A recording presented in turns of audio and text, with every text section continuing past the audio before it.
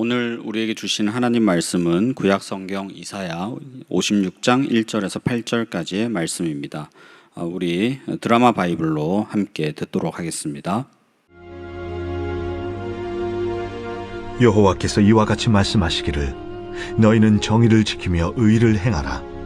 이는 나의 구원이 가까이 왔고 나의 공의가 나타날 것임이라 하셨도다. 안식일을 지켜 더럽히지 아니하며 그의 손을 금하여 모든 악을 행하지 아니하여야 하나니 이와 같이 하는 사람, 이와 같이 굳게 잡는 사람은 복이 있느니라.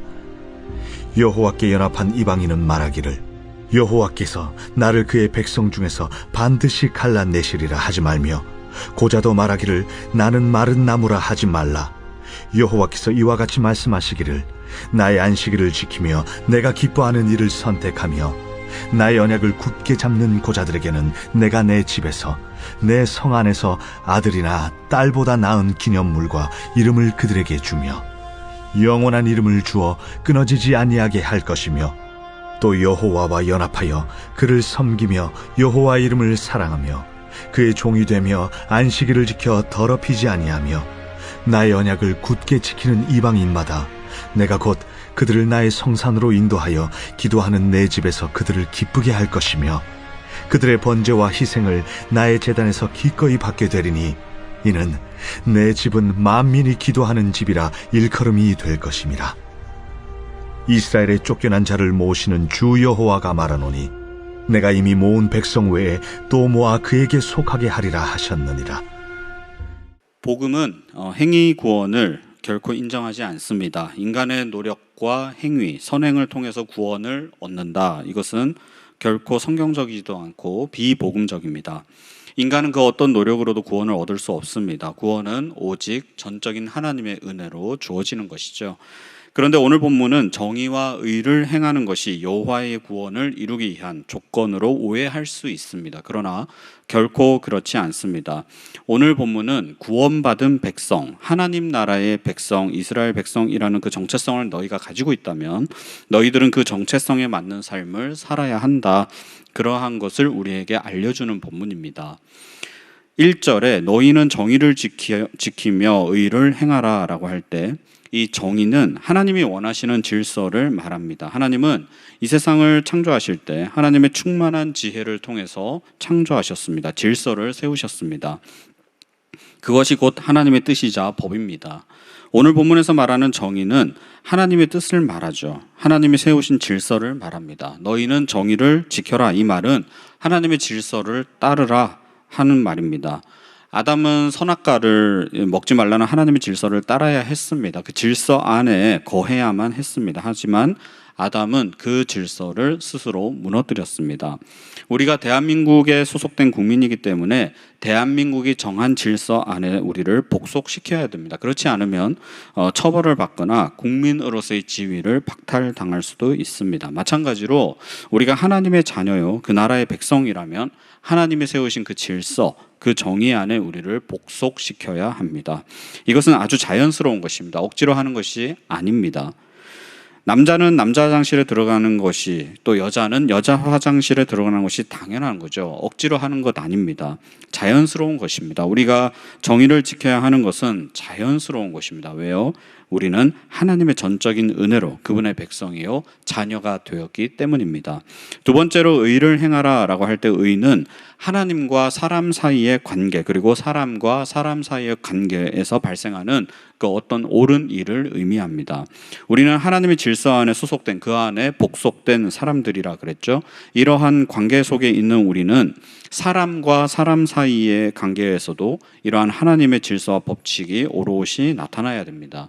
우리가 하나님 질서 안에 거하면서 사람을 해하거나 못살게 굴거나 나의 이익을 위해서 다른 사람을 이용해 먹는 등의 그러한 행위는 결코 인정받을 수 없습니다.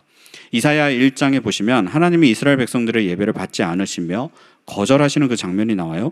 무수한 제물과 고상한 제사 형식으로 무장해서 하나님께 예배하러 온 이스라엘 백성들을 향해서 하나님은 너희의 무수한 제물이 내게 무엇이 유익하뇨? 나는 순양의 번제와 살찐 짐승의 기름에 배불렀고 나는 수송아지나 어린 양이나 순염소의 피를 기뻐하지 아니하노라. 너희가 내 앞에 보이러 오니 이것을 누가 너희에게 요구하였느냐? 내 마당만 밟을 뿐이니라. 아주 신랄하게 비판하셨습니다. 그러면서 예배하러 더 이상 내 앞에 나타나지 말아라. 그렇게 말씀하셨어요. 왜 그렇습니까? 너희의 손에 피가 가득하고 악한 행실과 악행이 가득했으며 학대받는 자를 모른 척했고 고아와 과부를 멸시했기 때문입니다. 그래서 그들이 드리는 예배는 아무리 헌금과 헌물이 풍부하고 화려해도 고상한 예배 형식을 갖추고 있다 하더라도 하나님이 보시기에 너무 가증하며 오히려 거룩하게 지켜야 할 안식일을 더럽히는 그러한 결과를 낳았기 때문입니다. 오늘 본문 2절에 안식일을 지켜 더럽히지 아니하며 라고 나오죠. 그런데 방금 말씀드린 이사야 1장에서는 이스라엘 백성들이 오히려 안식일을 지킴으로써 안식일을 더럽혔다라고 하나님 말씀하셨어요. 서로 충돌이 일어난 것처럼 보이지만 그 중심에는 무엇이 있습니까? 너희가 정의를 지키고 의를 행하느냐의 여부입니다. 그래서 오늘 본문 2절을 보시면 안식일을 지켜 더럽히지 아니하며 그의 손을 금하여 모든 악을 행하지 아니하여야 하나니 이와 같이 하는 사람, 이와 같이 굳게 잡는 사람은 복이 있느니라. 정의를 지키고 의를 행함으로 악행을 그치는 자, 다시 말하면 이스라엘 백성, 구원받은 백성으로서의 정체성을 지키고 가져가는 자가 드리는 예배는 하나님이 마땅히 기뻐 받으신다라는 것이죠. 진정한 예배는 이 삶 속에서 하나님의 질서 안에 거하며 의를 행하는 자들이 이 안식일을 구별하여 하나님을 찾고 그분께 감사와 찬양과 경배를 올려드리는 예배를 드리는 것이 진정 하나님이 기뻐 받으시는 예배다라는 것입니다. 종교적인 예배와 사회적인 공의, 이 두 부분이 함께 가야 된다라는 거예요. 그러나 앞서 말씀드린 것처럼 사회적인 공의나 윤리, 도덕적인 측면은 이스라엘 백성, 구원받은 성도로서의 인정을 받기 위한 자격 조건이 아니라 마치 남자는 남자 화장실에 들어가는 것이 자연스러운 약속이자 질서이듯이 하나님의 구원의 긍휼과 은혜를 받은 백성으로서 자연스럽게 나타나는 모습이다라는 것입니다. 그런데 문제는 지금 이스라엘 백성들에게는 성전이 없어요. 이미 무너진 지 오래입니다. 그러나 눈에 보이는 성전이 없는 지금 상황에서도 안식일을 구별하여 거룩하게 지키고 하나님께 예배하는 모습을 통해서 여호와의 백성이라는 정체성을 나타내 보여야 하는 것입니다. 오늘날 우리는 코로나19의 장기화를 겪고 있어요. 우리 성도님들을 못 뵌 지가 너무 오래된 것 같습니다. 또 우리 성도님들도 오랫동안 교회에 나오지 못해서 마치 성전이 무너지고 없어진 것 같은 그러한 공허함과 영적 어려움을 겪고 있어요. 비대면의 장기화, 틈만 나면 방역 단계가 격상되고 또 여름 휴가철이 같이 물리면서 이러한 상실감은 더 커져만 가는 것 같습니다. 그러나 이때 우리의 믿음의 진가가 그리스도 안에 거하고 하나님의 구원받은 백성으로서 진정한 표지를 나타내야 할 때라고 생각합니다. 우리는 이 비대면 시대가 장기화되는 이럴 때 더욱 예배를 사모하며 어디에 있든지 안식일을 구별하여 거룩하게 지키는 모습을 나타내 보임으로써 구원받은 백성으로서의 정체성을 나타내 보여야 하는 것입니다. 그리고 점점 흉흉해져가는 이 사회 속에서 우리가 사회의 한 구성원으로서 하나님 나라의 뜻과 질서, 공의와 정의를 행함으로 복음의 공공성이 우리 자신과 교회를 통해서 더 힘있게 발현되어야 한다라는 것이죠. 저와 여러분은 구원받은 백성들입니다. 구원은 방종을 초래하는 것이 아니라 막중한 책임이 부여된다는 사실을 잊지 마시기 바랍니다. 한 번 구원은 영원한 구원이다 라는 말은 지극히 성경적이에요. 그러나 그 다음에 오는 말, 그러므로 어떻게 살아도 상관없다. 나는 이미 구원받은 사람이기 때문이다. 이것은 성경 어디에도 없습니다. 그런 가르침 아예 존재하지도 않아요. 이단적입니다. 물론 우리의 행위가 결코 구원에 영향을 미치지는 않습니다. 구원은 하나님이 인간의 죄와 상관없이 일방적으로 이루시는 일이기 때문입니다. 그러나 일단 구원을 경험한 사람이라면 옛날처럼 살 수 없다는 것이 성경의 가르침이죠. 물론 순식간에 변하는 것은 불가능합니다. 그렇기에 오랫동안 우리가 신앙생활, 믿음생활을 했던 사도 바울도 나는 매일 죽노라 라고 고백했던 것처럼 우리는 성화의 과정을 통해서 온전함을 향해 나아가는 것이죠. 그리스도의 장성한 분량에까지 자라가는 것입니다. 이것이 매일의 삶 속에서 하나님을 경험하는 자의 모습이고요. 이것을 통해 우리는 이 사회에서도 사람과 사람 사이의 관계에서도 하나님의 정의와 의를 행할 수 있는 것입니다. 이것이 우리에게 영원한 구원을 보장하는 것이죠. 그것이 바로 오늘 본문 3절에서 5절까지 나오는 내용입니다. 이방인은 하나님의 회중에 들어올 수 없었어요. 그러나 이방인이라 하더라도 여호와 하나님과 연합한 자는 영원한 이름을 주어 끊어지지 않게 하겠다, 이렇게 약속하셨습니다.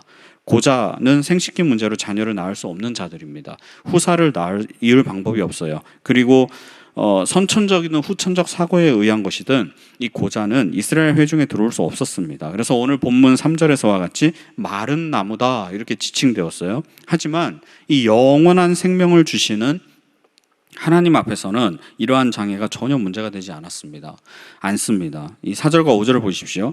여호와께서 이와 같이 말씀하시기를 나의 안식일을 지키며 내가 기뻐하는 일을 선택하며 나의 언약을 굳게 잡는 고자들에게는 내가 내 집에서 내 성 안에서 아들이나 딸보다 나은 기념물과 이름을 그들에게 주며 영원한 이름을 주어 끊어지지 아니하게 할 것이며, 비록 육체의 자녀들은 볼 수 없었지만 아들이나 딸보다 훨씬 더 나은 기념물과 이름을 그에게 주어서 영원한 이름을 주겠다. 그래서 결코 끊어지지 아니하게 할 것이다, 분명히 약속하셨어요. 하나님의 은혜의 선포와 그 적용 범위는 지금 전 인류를 향해서 나아가고 있는 것입니다. 내가 유대인이냐 이방인이냐, 건강한 사람이냐 장애가 있는 사람이냐, 그것이 하등 중요한 것이 아니라 네가 정말 여호와와 연합한 자냐, 그래서 매일 하나님을 경험하고 체험하고 있느냐, 그래서 하나님의 정의를 지키는 모습과 의를 행하는 삶의 모습이 나타나고 있느냐 하는 것입니다. 이것이 그리스도인이 나타내 보여야 할 정체성이다라는 것이죠.